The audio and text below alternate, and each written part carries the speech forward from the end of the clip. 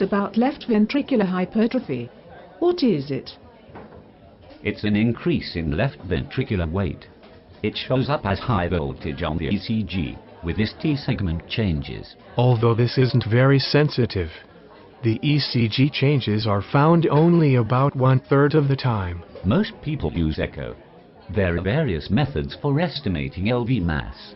They're quite accurate if you have adequate images. But remember to index these measurements to body size. Especially height, and height squared. What if I index to body surface area? Body surface area increases with body weight. So if you index to it, you'll tend to overlook obesity as a contributor. You may get a near normal result in shorter, fatter people even when hypertrophy is present. Alright. So why does hypertrophy develop?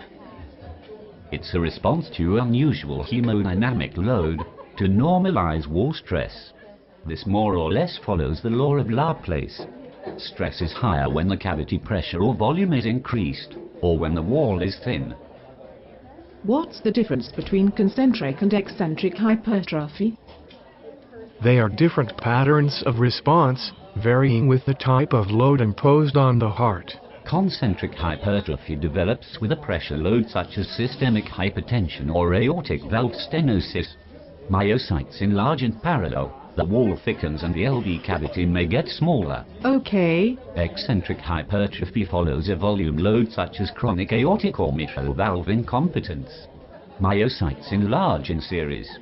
The wall thickness doesn't change much, but the LV cavity enlarges.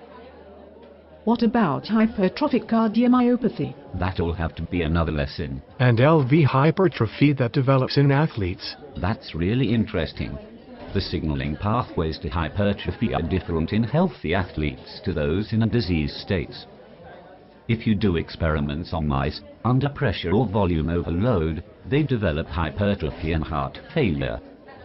But if you switch on the pathways which usually only activate in athletes, they live longer. I wonder why the mice didn't do that in the first place. So do I.